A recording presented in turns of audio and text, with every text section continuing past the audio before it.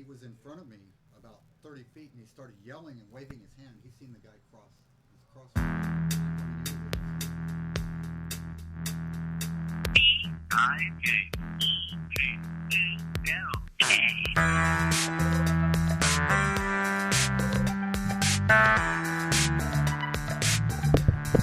Hey, welcome to Bike Talk.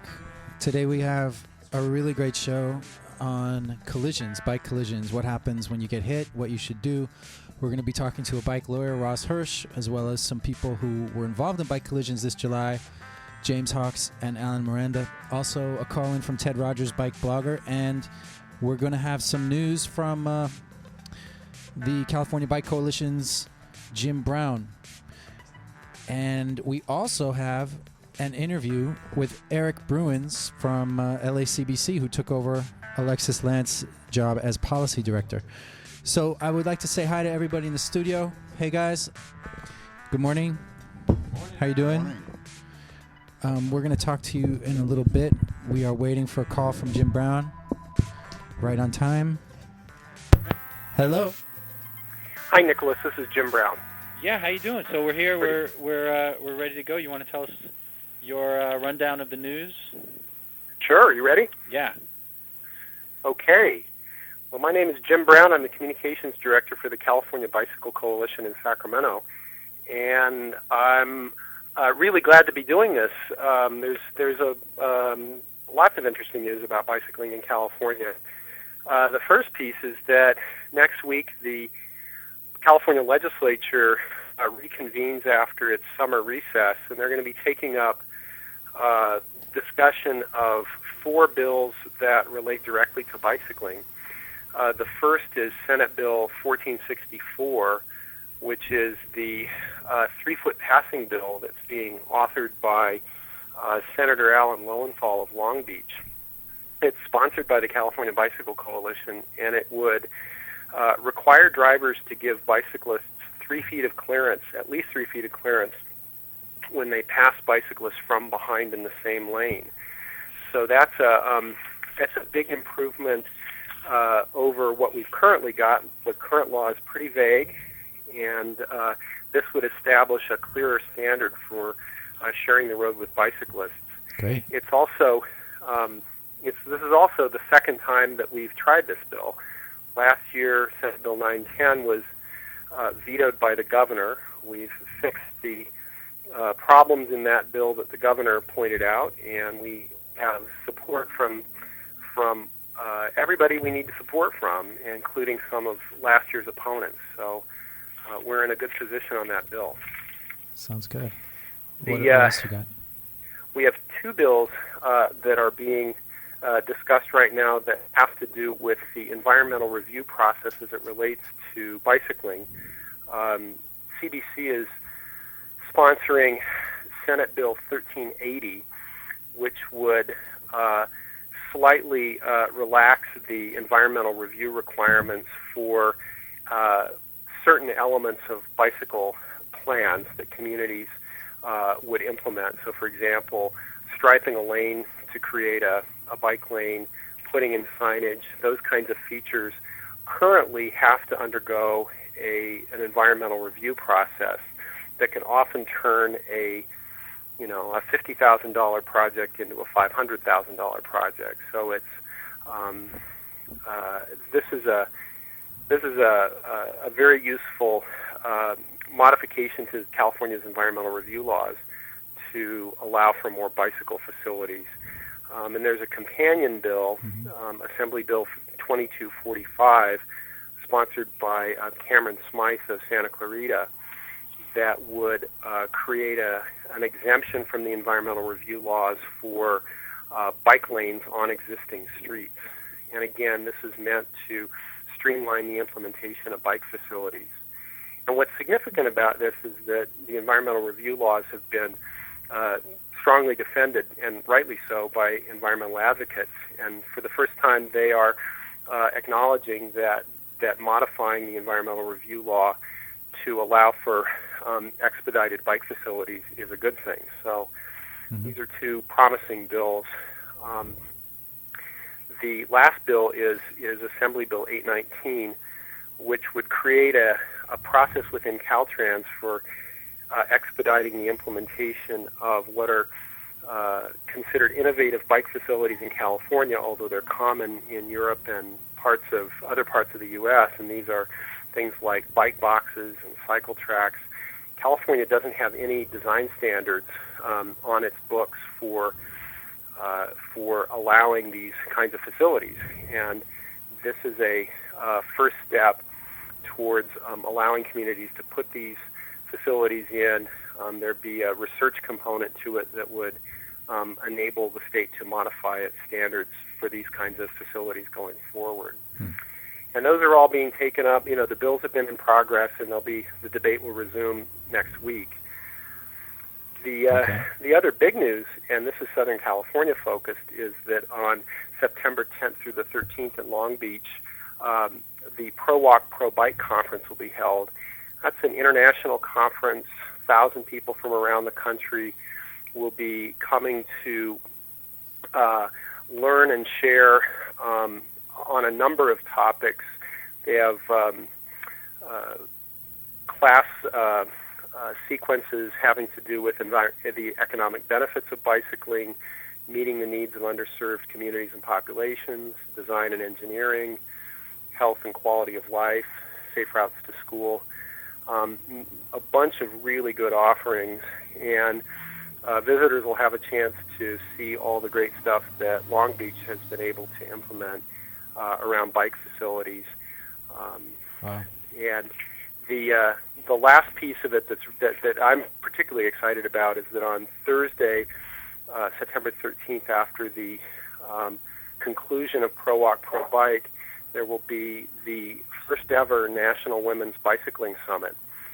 And this is an effort to focus the attention on the good works and needs on behalf of women bicyclists. The speakers include Leah Misbach-Day, who's the founder of World Bicycle Relief, Ellie Blue, who's a bike blogger on Grist and a number of other places, LA's own Allison Manos, who is the founder of Multicultural Communities for Mobility. This is a terrific conference. It's $35, and folks can read more about it at the League of American Bicyclists website at bikeleague.org.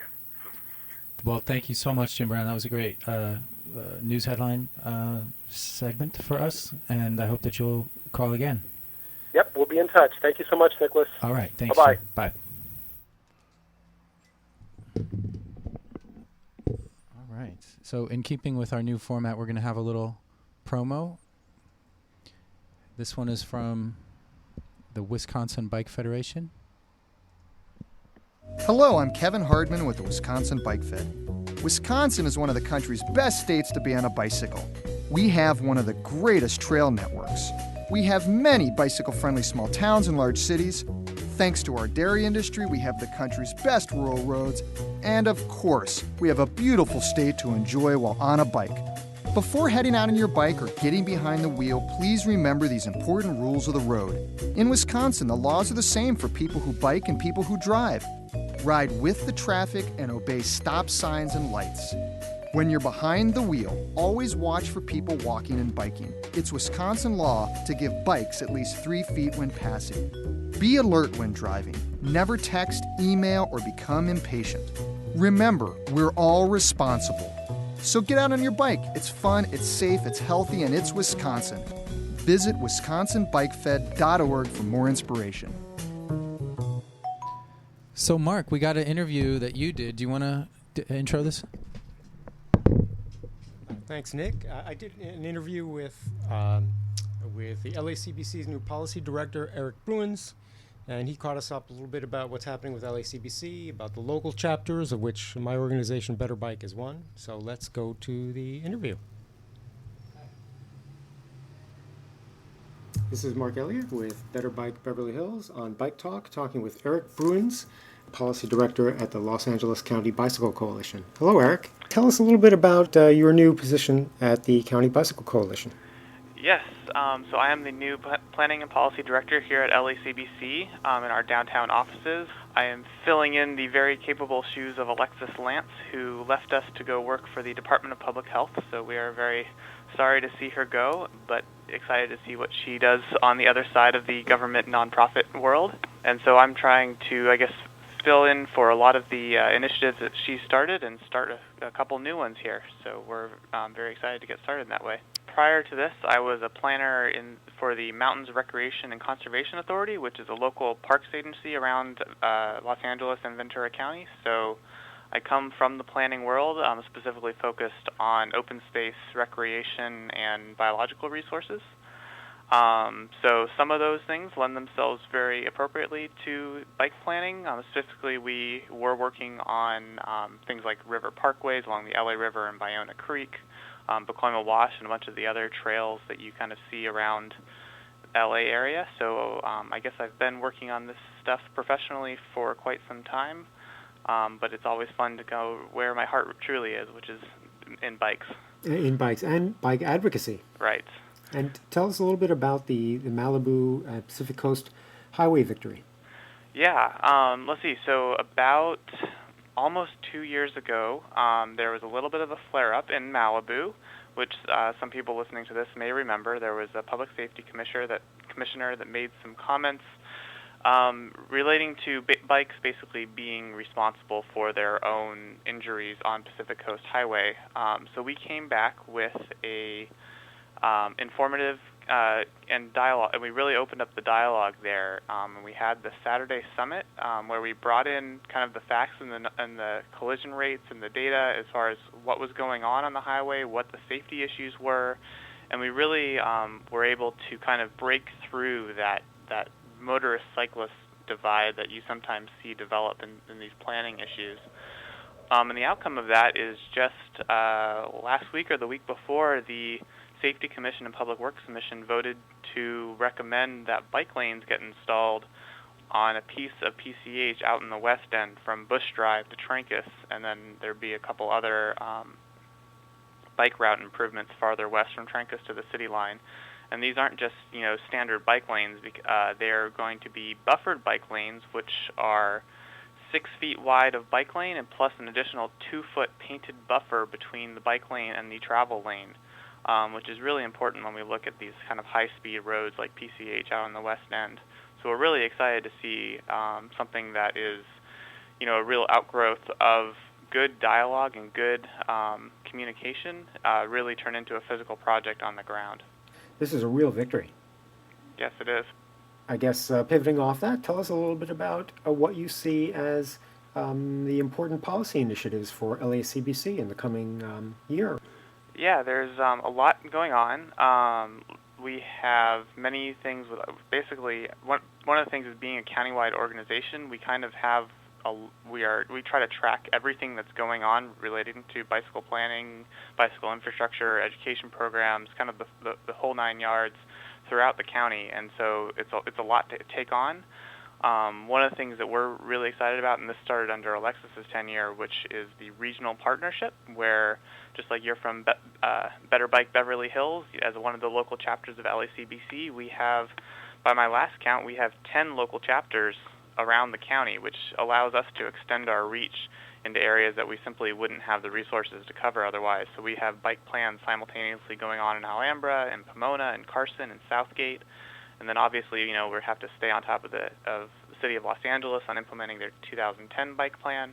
The LA County bike plan was passed earlier this year, and so they're just starting to implement. So there's a lot of planning going on all over the county and at a lot of different stages, and we kind of have to be able to follow all of it and really kind of make the push for the most progressive infrastructure, the best programs, the most attention to data-based solutions to the kinds of problems that our cyclists face on the road.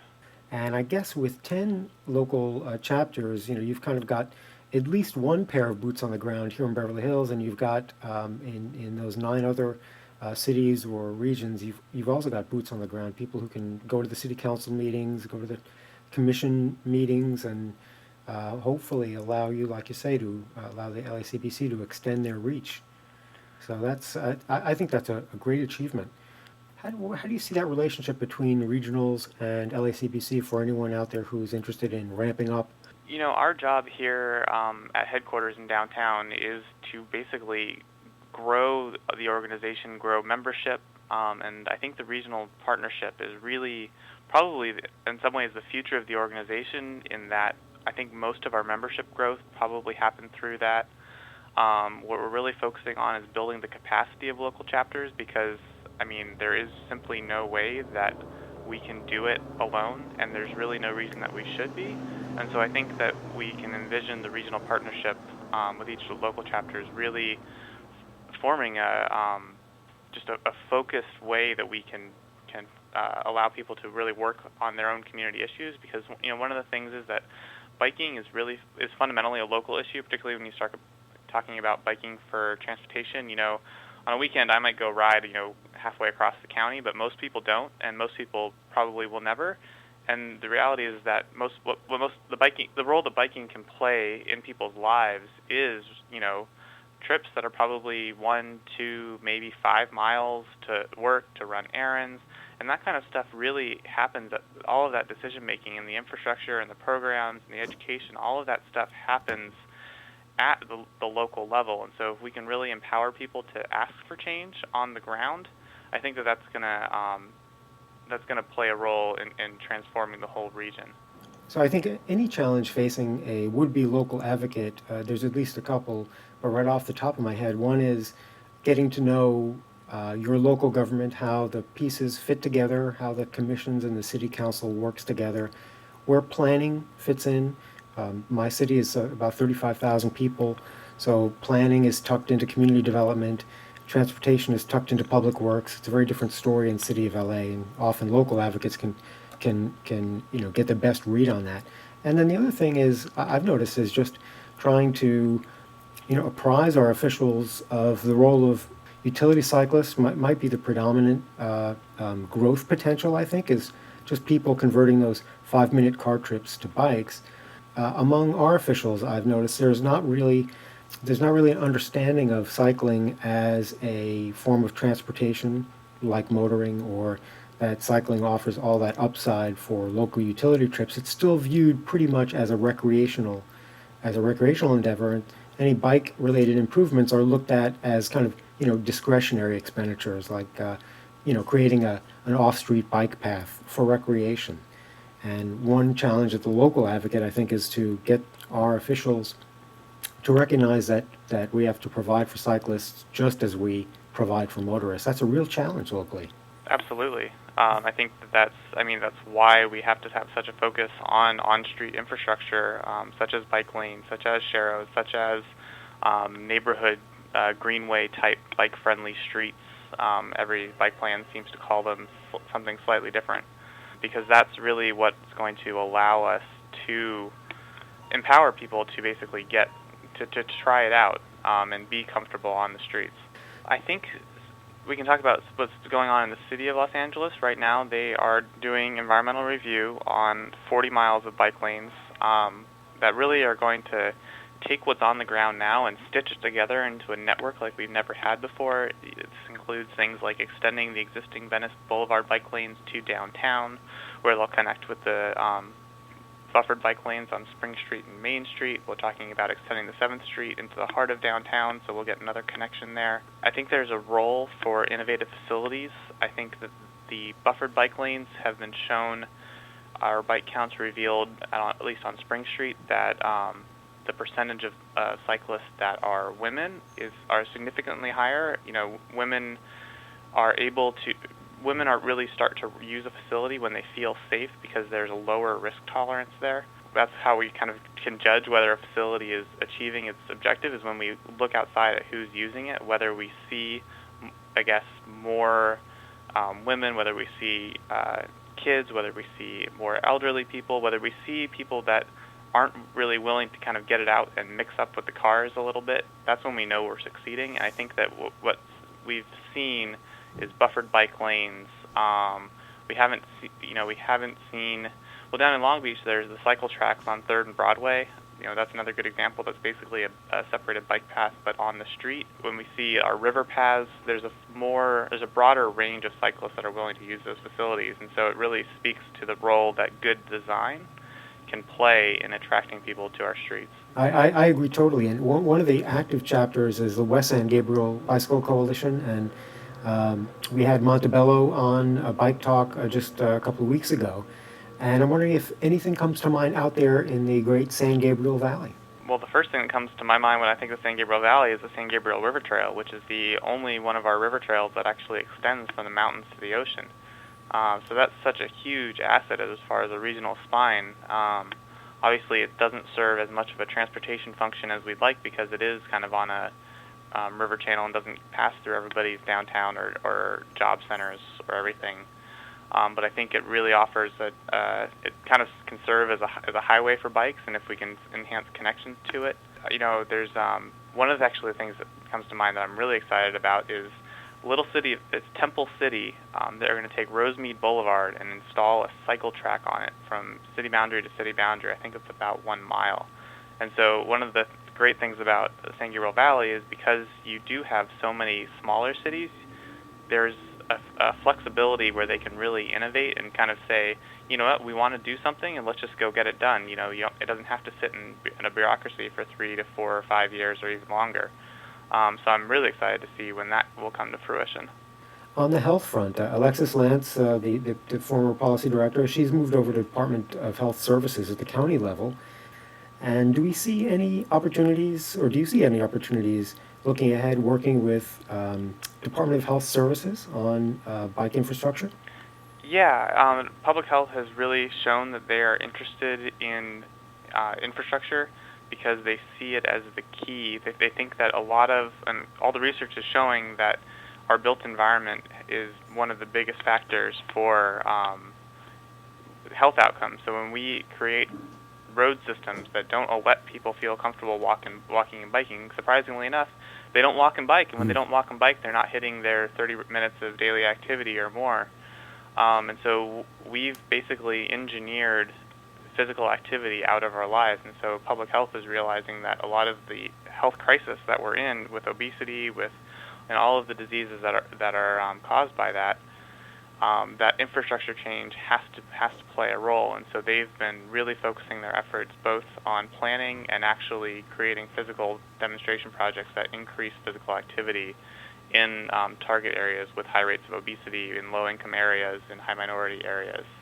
The real importance is on the health front, getting people more active, but that's also an enormous effort. The way we see it is we want to make the streets attractive. I think what we've shown in events like Ciclovia have shown is that if you open the streets and you make it welcoming, people want to use it. They want to walk and bike. Everywhere I go, I hear people saying, I want to walk and bike, but I'm scared of traffic. And I think that we need to make our streets welcoming to people that are outside of a motor vehicle. I think that kind of attitude is starting to finally take hold in planning departments and departments of transportation as we have this generational shift happening. Any thoughts on Ciclovia or other initiatives that are on the docket? Yeah, Ciclovia is really such a great example of demonstrating how broad the audience is for walking and biking, demonstrating that it is more than just the people that we do see, the hardcore people out on the streets every day, and that there's really an appetite for it. I think what's really exciting about the new route at Ciclovia is the way it extends down Figueroa, because there's an upcoming project on Figueroa called MyFig, and that includes a dedicated cycle track. And so what we've seen with Ciclovia is that the route predates infrastructure, and then we go and we get to celebrate it. So you can see on 7th Street, when Ciclovia first started, there were no bike lanes on 7th Street, and then now there are bike lanes on 7th Street. There's Sharrows on 4th Street, there's Sharrows on New Hampshire, there's bike lanes up and down Spring and Main downtown, there's bike lanes extending out into Boyle Heights. And so we've kind of seen the bike infrastructure follow Ciclovia, and so now it's all too fitting that the Ciclovia is going down Figueroa, and right behind it will be another cycle track, which will be the first one in the city of Los Angeles. So we're really, really excited about that, particularly the access connecting down to South LA, and also USC, where there's USC is one of the highest rates of bicycle use in the city. It's really kind of a center, and it's all people that are just using bikes to get around. It's kind of funny that it's entirely what we're trying to shoot for elsewhere, but it's entirely accidental, which, when you have a safe place for people to get around in a tight area, that they naturally default to the bicycle. Absolutely. And you're familiar with USC because you were coaching the cycling team there? Yes, I did last season. That was a lot of fun. Well, listen, Eric, we really appreciate your time on Bike Talk, and we will touch base with you next time around. Great. Thank you very much. Okay, we'll talk to you soon. Well, that was a great interview. Thanks, Mark. And with Eric Bruins, the LACBC's new policy director. Just because I'm about SC? I'm going to throw a wrench into this. What's S? What do you mean? I can throw a wrench into SC. I went and got my teeth fixed there, and you're going, where is this going, chicken leather? We don't want to hear about your teeth. It's a bike show. But, and this is about the time that Mark Cavendish was having problems with his teeth, so I guess I could tie it in that way. But I'm going to tie it in better. I remember reading one of their front pages, and they had this whole big thing about, we're going to discontinue Whose this. front pages? The front page of their collegiate thing. USC? The Georgian, that's right. No, this is on the front of their website. Their college magazine there. And what happened was, I'm reading this, and they're going, we're not going to have any more 4:30 in the morning trams to get you home. And I'm thinking, 4:30 in the morning, they still have trams getting you home. And I'm thinking, well, it's because people study till 4:30 in the morning. And then my friend goes, no. That's people are still getting drunk at 4 a.m. and that's when all the bars close. So they have to have that 4:30 a.m. tram to get everybody home. And I'm thinking, dude, I could solve this. Why don't they all just have a big bike thing that takes them home in the middle of the night or something? They said, I don't know. This sounds pretty dangerous. I said, you've got marked bike paths on campus. All the little sororities and fraternities have parking there, but they have tons of bikes there, and it's they're bike conscious there. And I said, what are the odds? And they're saying, I don't know, they're pretty drunk, they can't even walk, and you want them to start riding bikes. And I'm saying, well, maybe that would be the incentive. Don't get so drunk that you can't ride your bike home. And that was the message from Chicken Leather on okay, we're moving on. USC's possible bike solutions. Let's take a break, and we'll come back with Alan and James and Ross talking about bike collisions in about 2.5 minutes.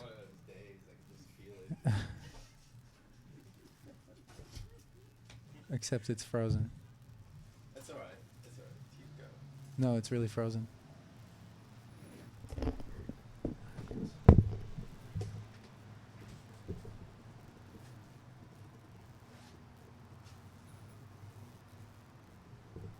All right, we'll go into the conversation, guys. How you doing?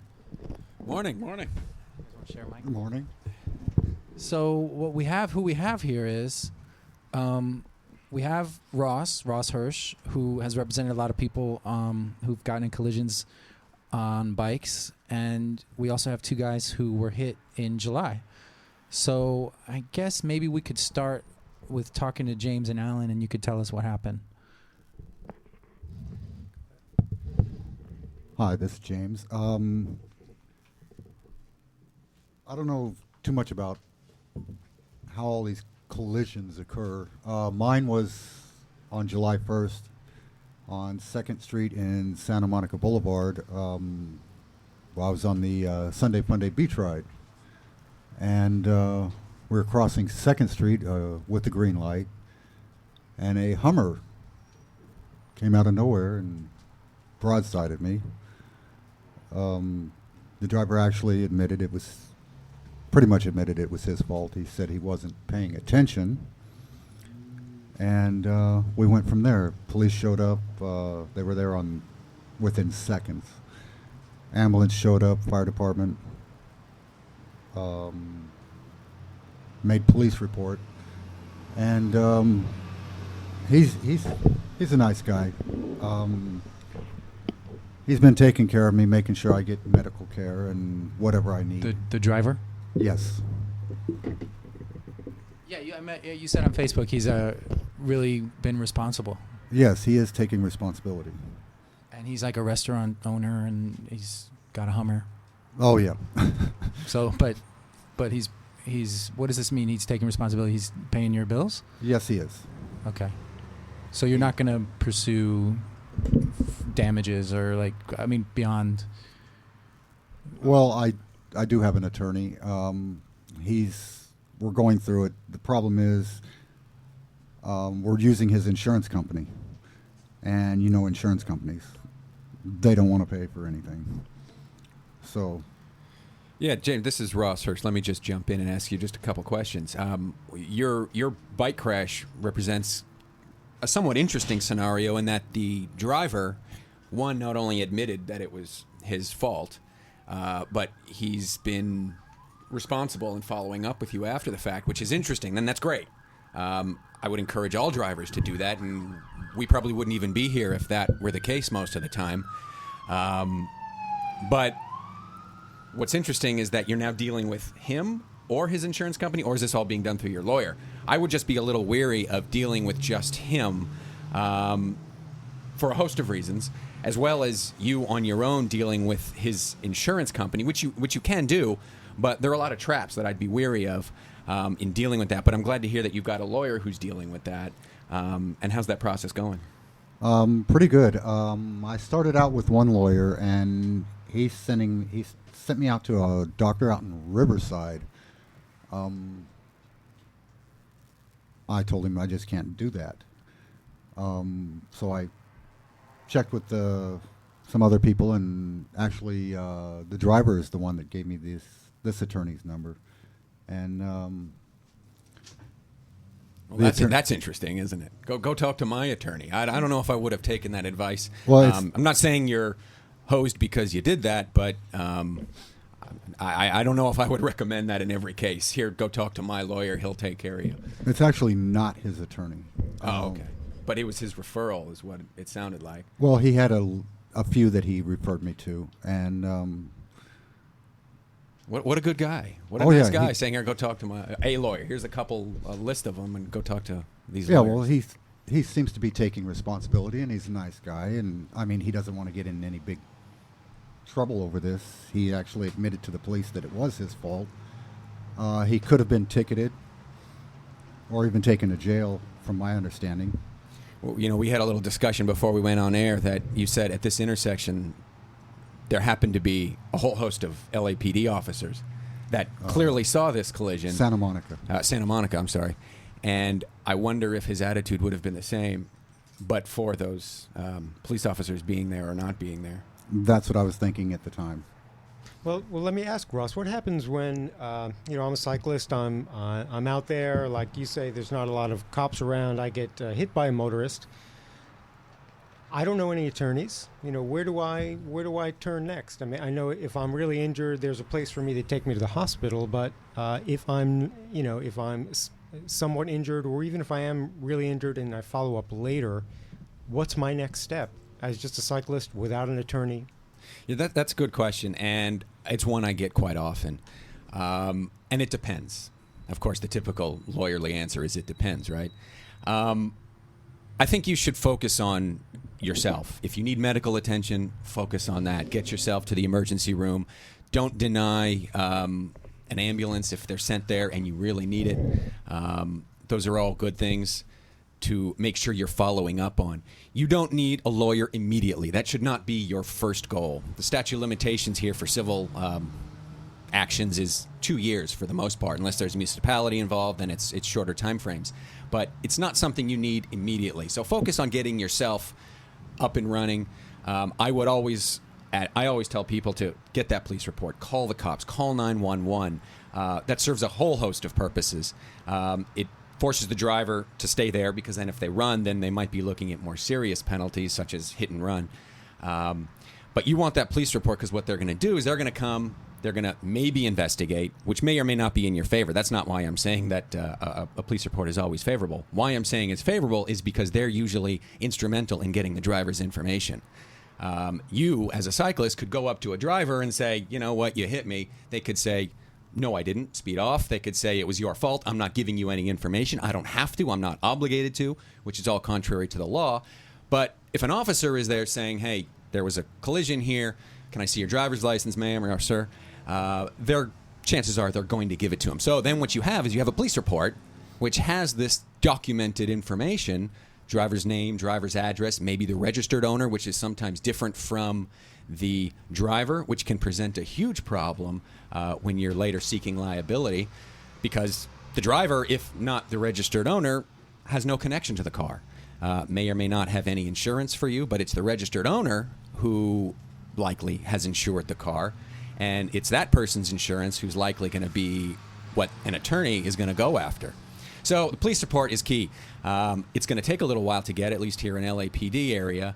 They're looking at about a 5 to 6 month backlog. That's just the procedural aspect of getting a police report. But that doesn't stop you from starting the process, and oftentimes you can call in and get some early information so you can get that insurance information.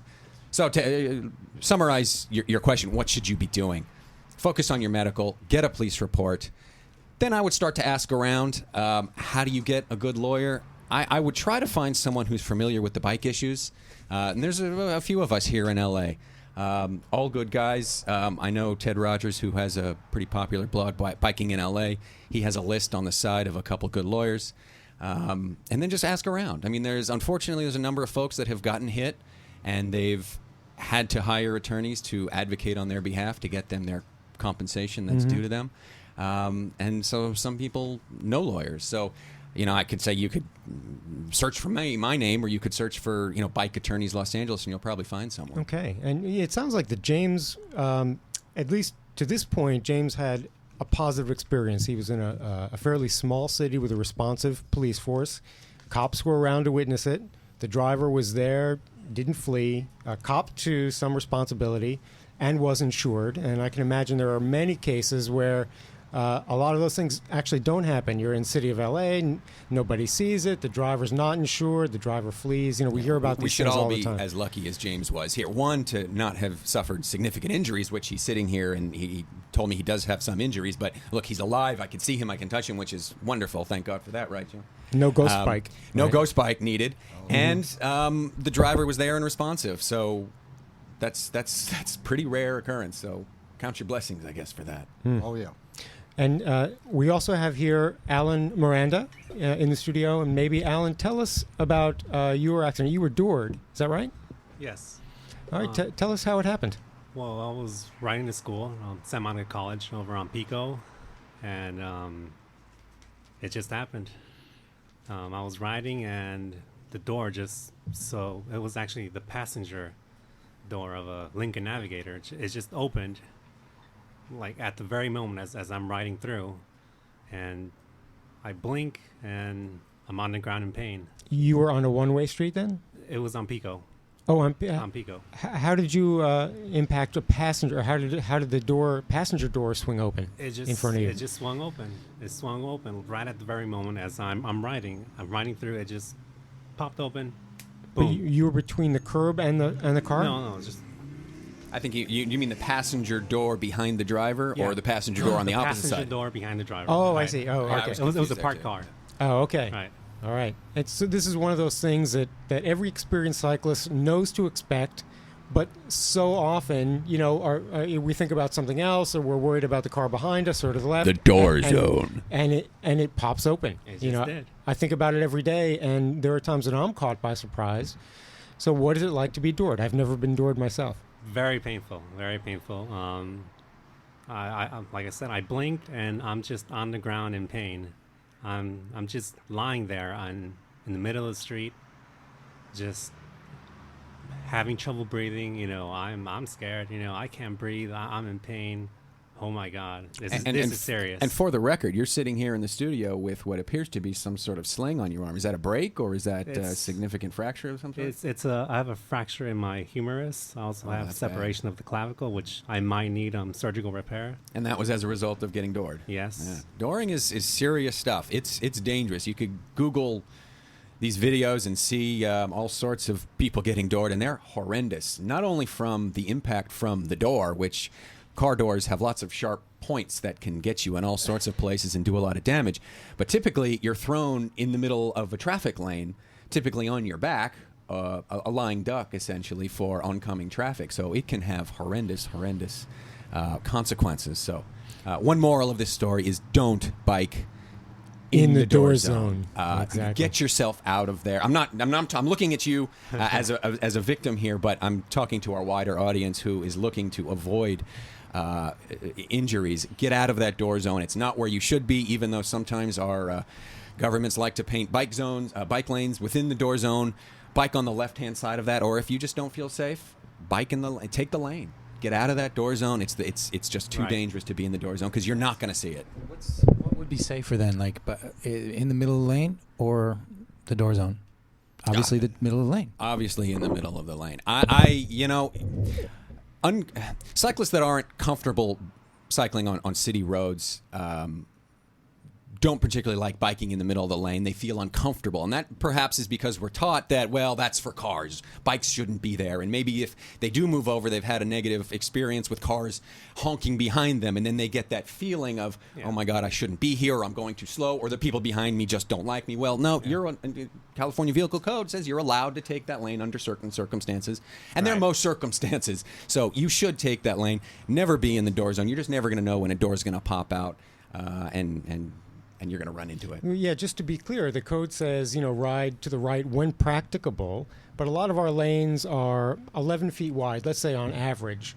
That's not wide enough for any rider to share the lane with a car, with a truck or a bus, and often not with a large car like the Hummer that hit James.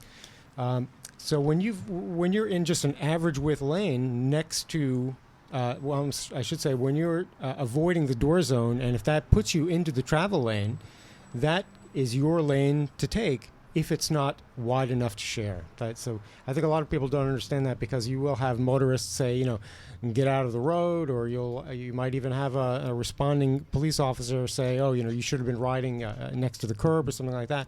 That's not what the state law says. That's right. CVC 21202 is the law that Mark just cited, and it states that cyclists are required to ride to the right as far as practicable. Now, we can argue about distinctions between practicable and possible. All that doesn't matter for this discussion, because that doesn't apply if you are avoiding road hazards, for example. That's one of the enumerated exceptions to riding to the right. If there's debris on the right, you don't need to ride in that gutter. If there's a car door there that could potentially significantly injure you or kill you, you don't need to ride there. So you are perfectly entitled to move over out of being in the place where it is as far to the right as practicable, ride in the middle of the lane.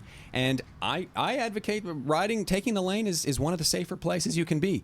You're visible. Cars are looking for you right there. Cars always don't, sometimes the way cars are made, they have, windows, they have distractions. So they're not always looking over to the right-hand side of the road for cyclists, for pedestrians, for anything. They're looking right in front of them. That's where folks look when they drive.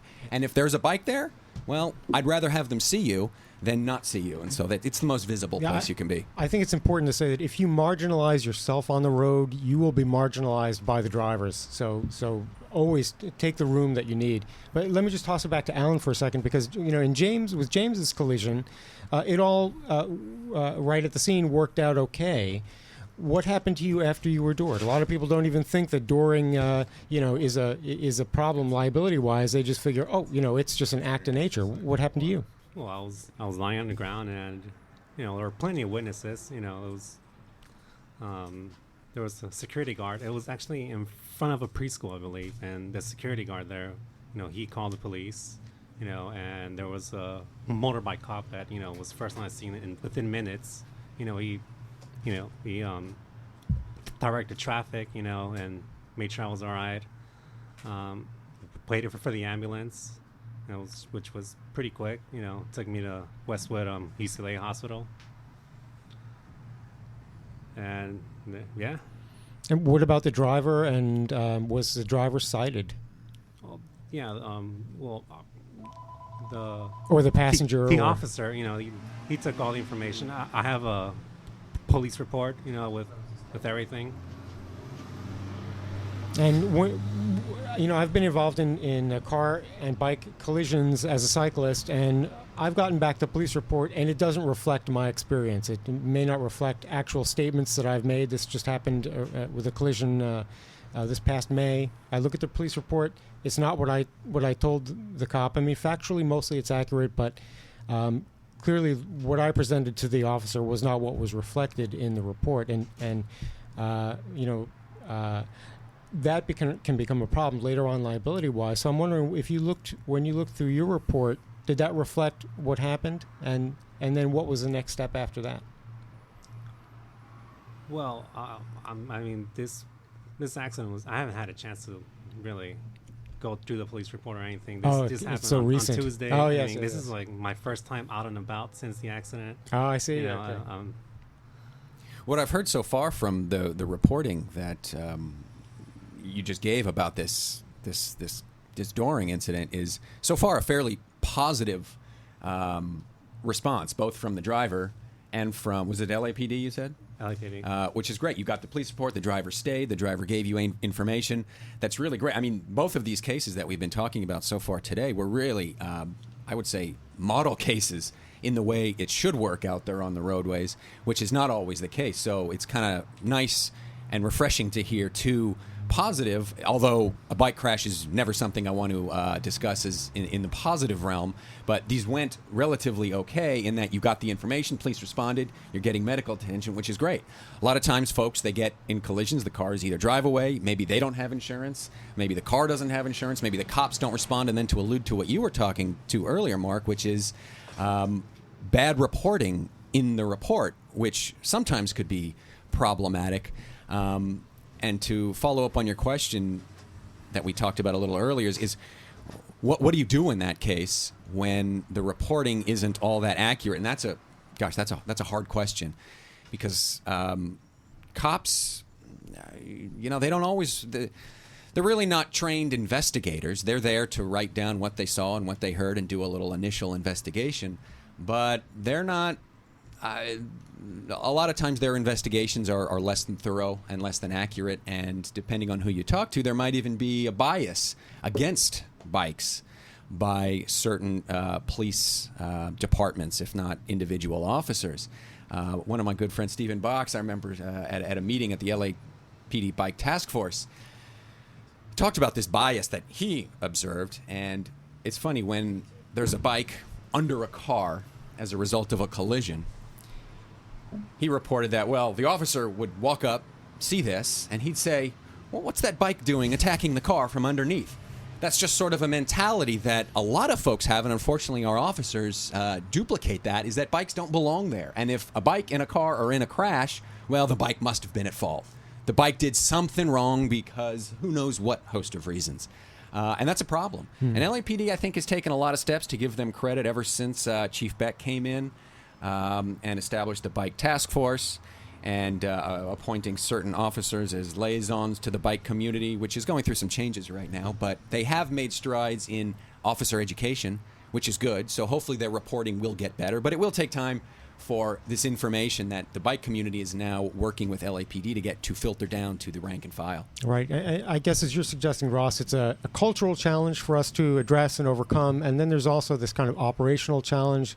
I've spoken with PD brass, and they say, we know it's a problem with our officers in the field. They have different capabilities in the field. That's why police reports are so highly structured to get all the necessary information.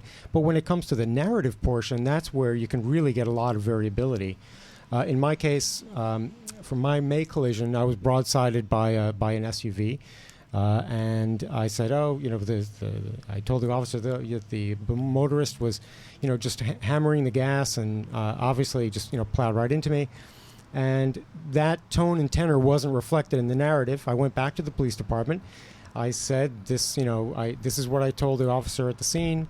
At the scene, there was also a change between the officers that initially responded and those that actually finished the report. So that was another kind of challenge. And what he did was he said to me, well, okay, submit a statement. We will append that to the report. And this is, we will now have a report that reflects what you feel is more accurate. Now, I'm not sure what kind of weight that holds with the insurance company. Here I've come after the fact. I've appended my own statement. It's something in addition to what the officer said. any idea, Ross, on what that means? Or for Alan, for example, when he looks through his police report and it may not reflect what he needs to see in there, what he should do, and what happens then? I hear quite often the police report isn't accurate or isn't thorough enough, and it would be great if the officer would amend the report or change the report or issue some sort of supplemental report. I can't say I've ever seen it happen. I'm scratching my head thinking, have I ever seen it happen? I'm sure it has happened in the past, but it's typically not the case. Appending something to your statement, it can't hurt. I would do it with the advice of an attorney. You don't want to be saying something that's going to come bite you in the butt later on, so I would make sure you're doing it just so that it doesn't hurt you later on. And the best way to do that would be talking to a lawyer and figuring out what you should be saying, what you should not be saying. It might not matter. And sometimes the less you say, the better off it is. So something to think about there. You've got to balance those two competing interests. I wouldn't worry about changing the police report if it's inaccurate. You can try. It might be too many wheels spent chasing down something that just doesn't really matter in the long run. The police reports may or may not be evidence come a trial if you go there. Chances are it won't be because you'll have the officer to testify, or if that's the best case. But you know who's going to use the police report is the insurance company. The driver's insurance company is going to look at that police report, and they're going to be looking at that police report for a reason to deny you coverage or deny you benefits, rather. So right now we got Ted Rogers on the line. Ted, I called you sooner than I told you to call in, but problem. So Ted isn't that always the is case? A blogger, and he has a blog that everybody reads in the bike world, and it's called Bike in LA. Yes, biking in LA. Oh, I guess except me. A lot of people drop that in. And we were turned on to the fact that you have covered all of the fatalities in July that happened with cyclists in LA County. Can you tell us about that? Yeah, God, it was a horrible month. It wasn't just LA County. It was all through Southern California. There were 13 fatalities in the 7-county region in Southern California. God, I'm not sure how many actually occurred in Los Angeles. I think it was like 3 off the top of my head. I'd have to look that up. But, yeah, I've never seen anything like that. The worst month that I can recall before was 8. 13 is just a god-awful number. I can't even imagine that happening, and yet it did. It seemed like every time I checked the news, there was another death. What do you think it is? What? You know, it's every cause. I really don't know what happened because some of these deaths were from solo collisions. Some were hit and runs. I know was one gentleman in riding up in the hills above Malibu died because he took a turn too wide and hit some rumble strips that had been installed in the middle of the roadway and lost control. They put rumble strips in there to slow down motorcyclists who use it as a speedway. And the worst part is that in looking at an article on County Supervisor Zev Yaroslavsky's website, they had written about these strips being installed and said, we know this could present an added danger to bicyclists, and yet they did it anyway. And now a man is dead because of that.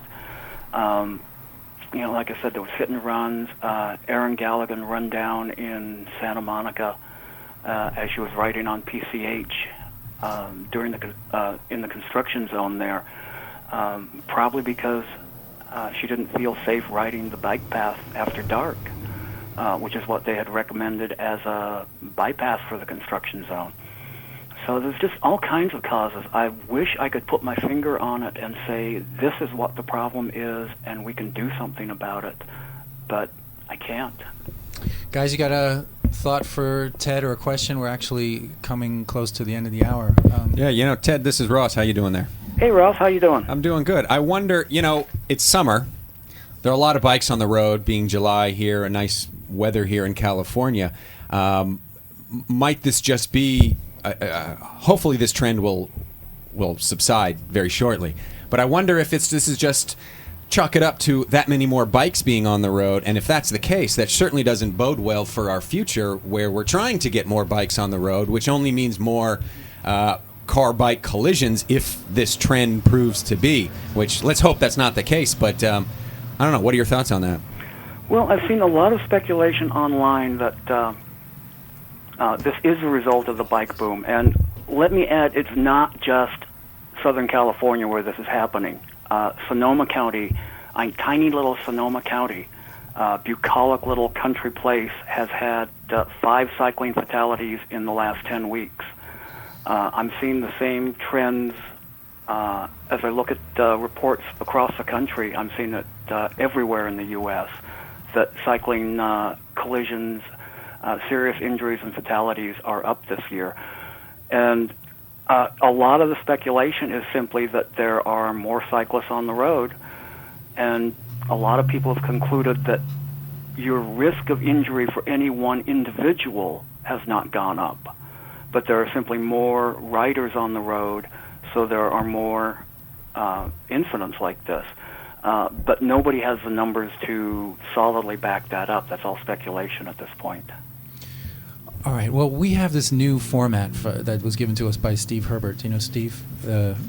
He's a bike advocate, but also he was an engineer at KCRW. So we're trying to end it in an hour and wrap up with the calendar of events. Do you have any events you want to tell us about coming up?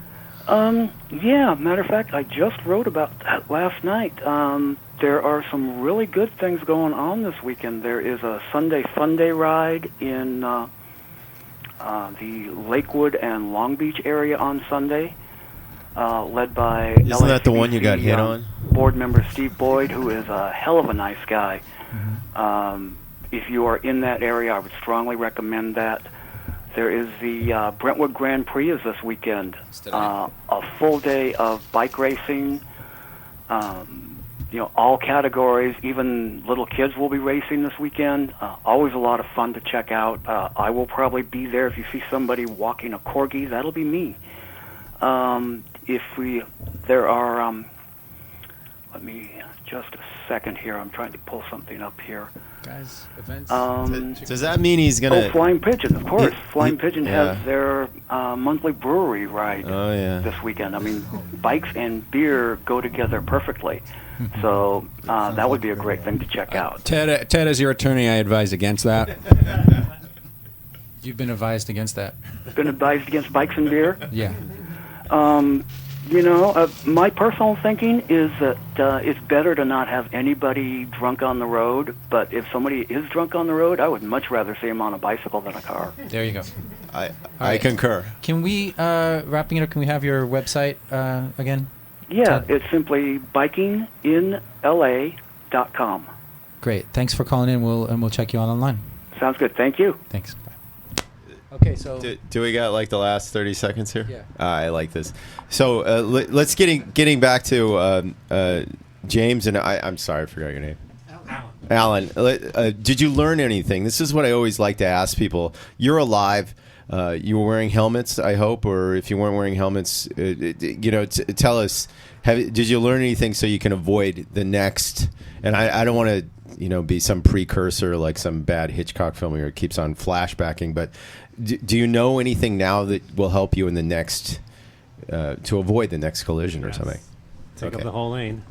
Take up the whole lane. That's a good one. And you're still wearing safety gear, I hope. Yeah. Helmet. Okay. What about you, James? Let me give you the microphone. Well, actually, Saturday was the first day I got a helmet, and I actually wore it on Sunday and was hit. Nice. That's the 1,000 bikes helmets from Mike Bowers. Really like that. It was like a burn helmet. So, Yes. But you also said that you thought it might be because you were on a recumbent, right? And you were low, and the Hummer was high, and Yeah, I have a problem with Hummers. I've actually come across a few that almost hit me over the past week. Not riding, just, parking lot type of stuff. going to my doctor's appointments and whatever. My goddaughter, she says, "What are they following you around or something?" Well, I don't know what the deal is. I guess it's the design of the Hummer. They're just too tall, and if I show you a picture of the actual driver, he's kind of short. So I don't think that I can't say for sure. All right, let's continue this conversation in the second hour for our live audience and close it for the podcast for KPFK because we're trying to stick with the new. Oh, absolutely. So thanks everybody. We have James Hawks, we got Alan Miranda, we got Ross Hirsch. Thanks Mark Elliott for getting an interview with Eric Bruins of the LACBC and Jim Brown of the California Bike Coalition Chicken Leather. And in the studio is John Reed Torres. We'll talk to him live, but for KPFK, we're signing off. Bike Talk, thank you. And I was going to do a little theme music. So, sound aside, I know we're not supposed to talk about the Hummer as we get to the next topic. The Hummer, if you know anything about how the engine is placed in there, as he